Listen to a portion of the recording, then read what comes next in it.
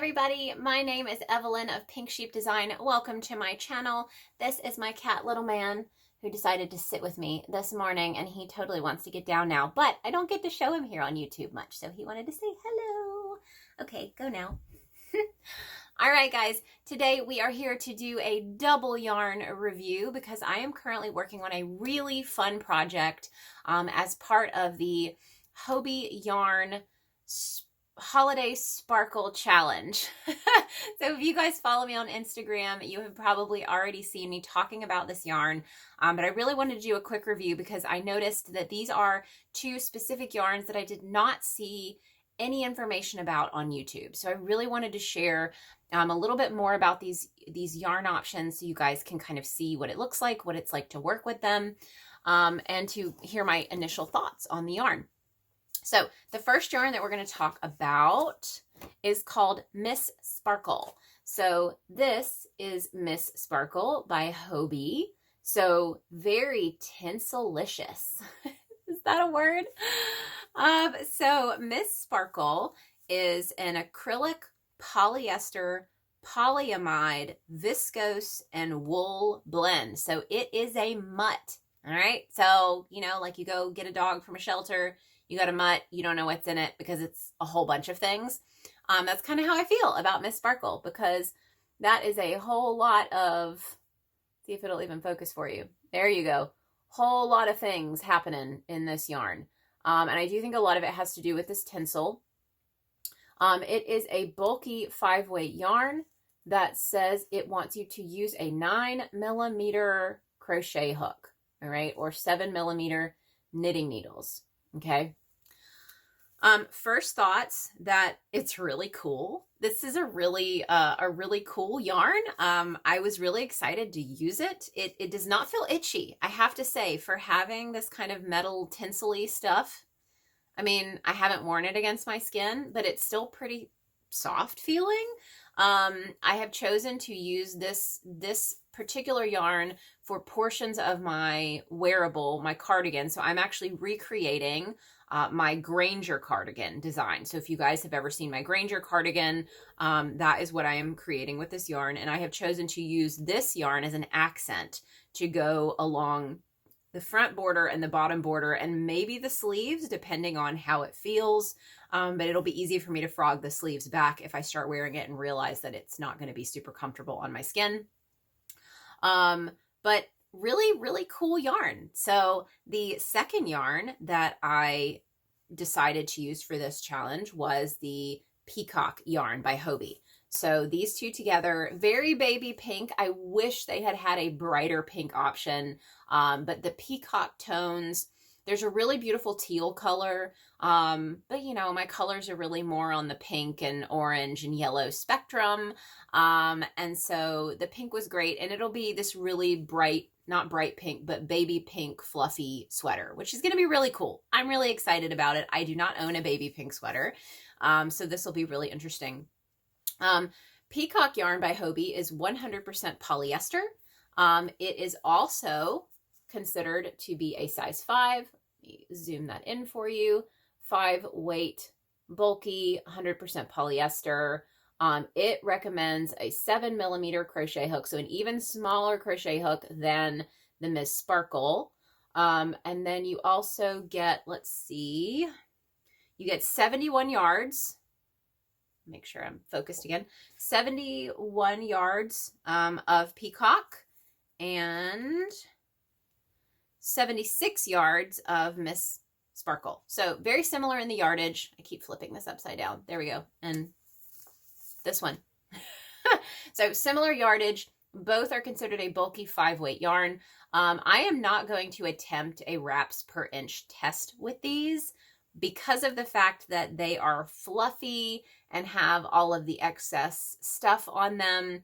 I don't feel like it's going to give a super accurate measurement. I am just going to trust the system because I'm going to hold them double anyway. So I'm planning to hold these yarn options double to create my cardigan. So instead of doing the exact same style of yarn review that I usually do with this kind of yarn, I am going to work with Miss Peacock a little bit so you guys can see what that looks like.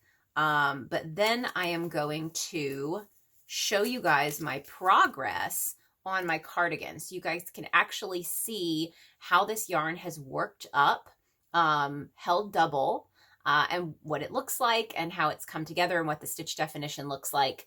But first, let's check out Miss Sparkle and see what that looks like with a gauge swatch. All right, so Miss Sparkle comes in these great little cakes. They are ready to go. I'm not really sure if this is considered a cake. I guess it's a cake, right? It's not really a ball, and it's definitely not a skein. We have too many types of yarn out there for me to remember. But if you remember, we had Miss Sparkle calling for a 9mm hook. So I have got one of our 3D printed ergonomic 9mm hooks. You can see on the bottom. Oh, there we go. That is the 9. We have since started adding a line under here, so we know that it is a 9 and not a 6. But we are going to use this hook to make a little swatch of this yarn so you guys can kind of see what it is like to work with it.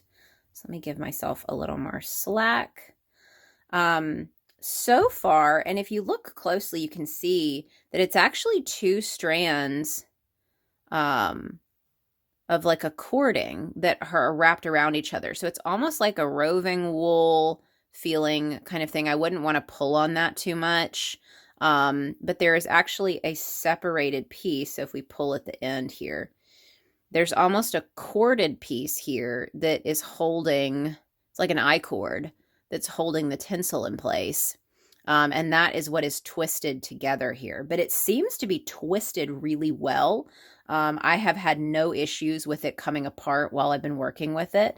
Now, I am holding it double for my project, but I did want to hold it single-stranded to show you guys what that would look like and how that would work up. So we'll just do, that's probably enough so you guys can see the chain. And it actually is easy to work with. This yarn slides well. There is a little bit of splittiness because of the nature of like the fluffiness of the white strand. But when it splits, it just kind of corrects itself. Like if it's splitting, it's kind of like splitting cobweb. If it splits, it doesn't mean that that's going to ruin the rest of your stitches. You don't have to pull that stitch out and re-grab the yarn. You can just keep going and it works up just fine.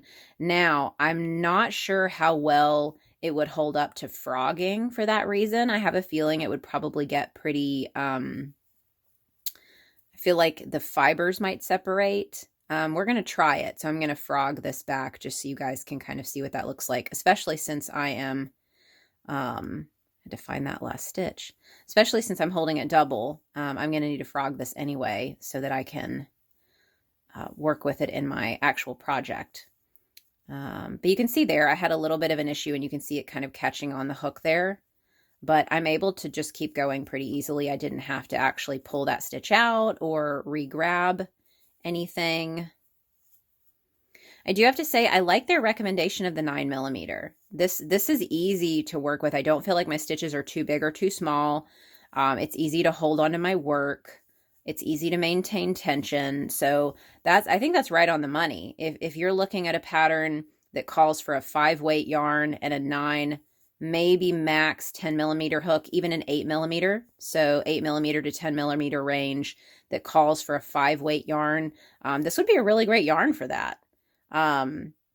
Again, I'm really interested to hear if anyone has used this for any kind of wearable. You can see I'm having trouble getting in that final stitch. Because I don't know how this is going to feel against my skin. I'm excited to try it. Let's do double crochet for this last one. So I did a row of single and a row of half double. And I wasn't counting. It does look like I may have miscounted in there. This is going to be a more difficult one to see your stitches. You can kind of see them when you flip them up. It's a little easier to count. I don't remember how many I chained. So even if I count these, it wouldn't be super helpful right now.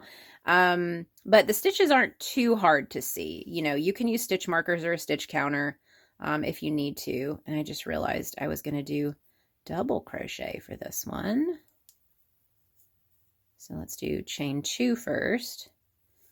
And let's work a row of, double crochet.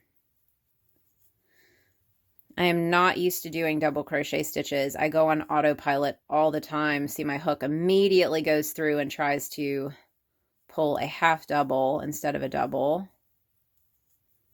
You can tell which stitch is my favorite for sure, and it is not double crochet. All right. You can see how that's working up.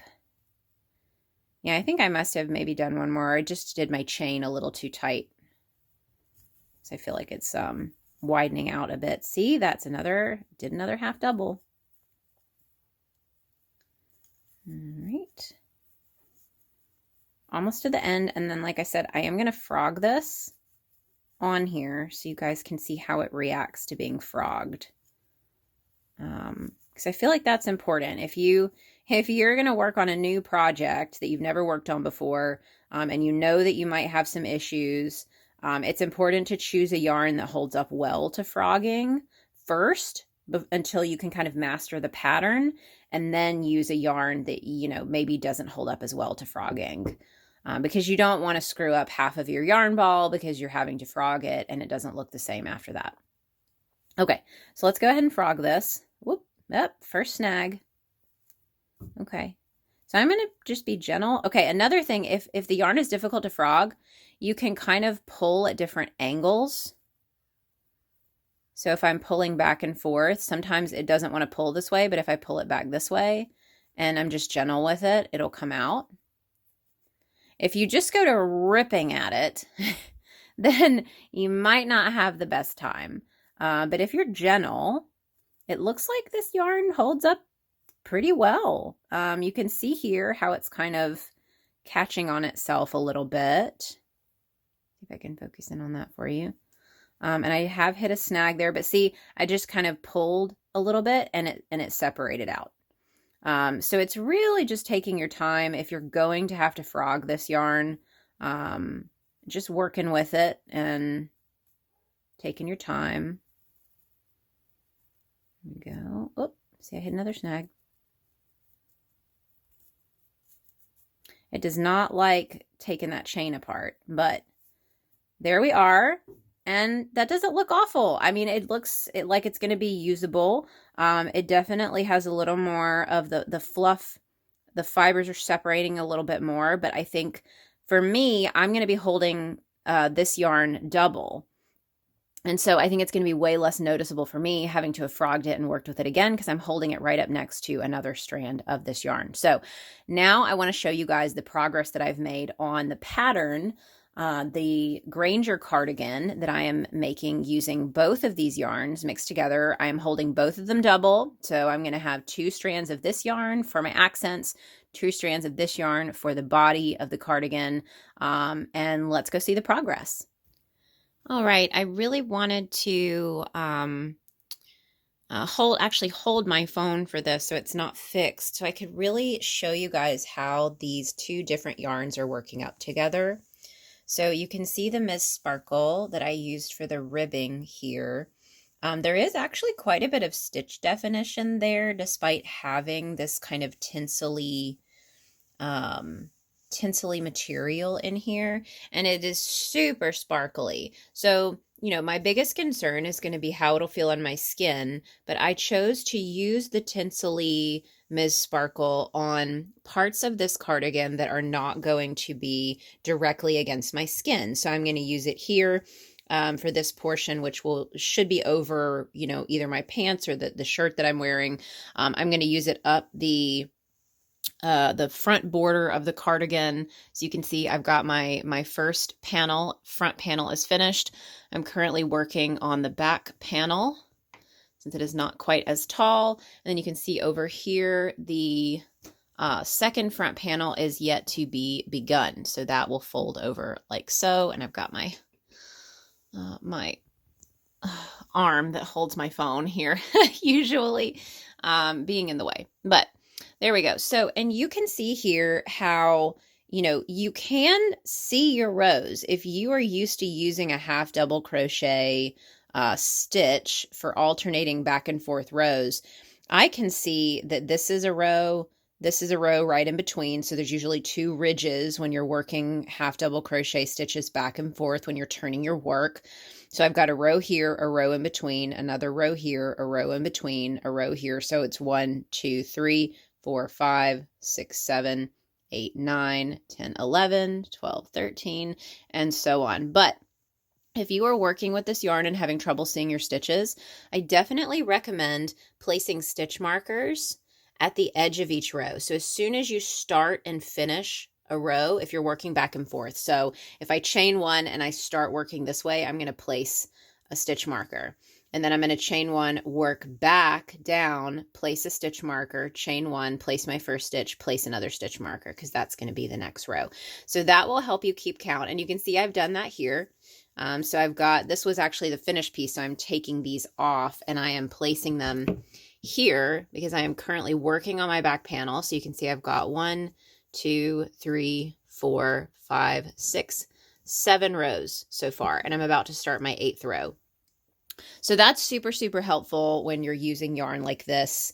This was much, much easier to see. So this Miss Sparkle here, a lot easier to see than the Peacock yarn here. All right, I wanted you guys to see what it looked like for me to actually work with this yarn double-stranded. So you can see I've got what's left over of 2 skeins of Peacock yarn by Hobbii.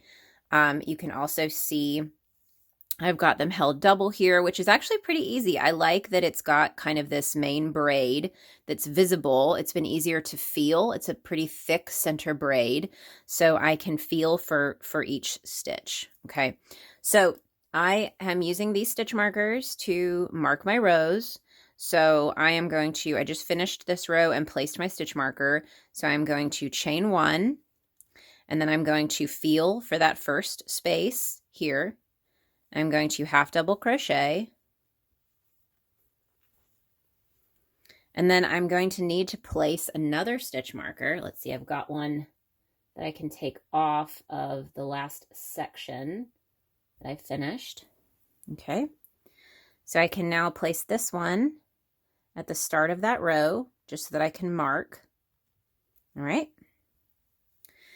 Now, working with this kind of yarn, you just want to take your time. All right, so you want to use your thumb and forefinger to feel, okay, that's the stitch I went into. There's the next stitch. Okay, I'll do that again. And I do this all the way across.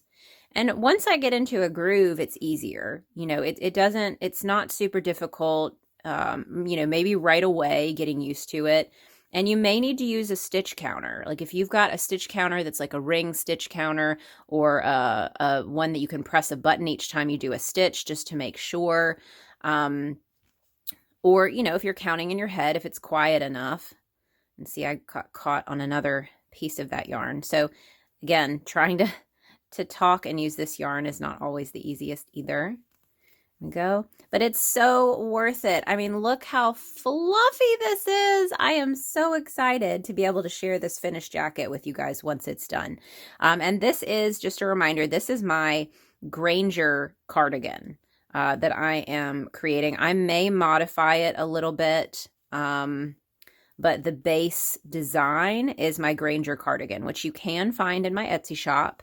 It is a cardigan that is worked from the bottom up. Beginner friendly, size inclusive, all those wonderful things. And I'm actually updating it. I do think that that one only goes up to 3X.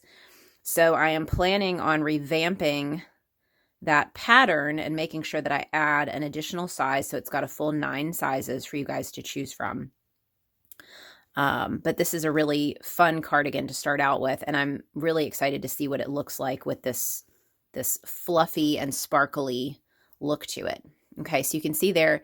And if you are counting, you do your counting the same way. So if you lose count and you're like, oh man, I don't know how many stitches I had.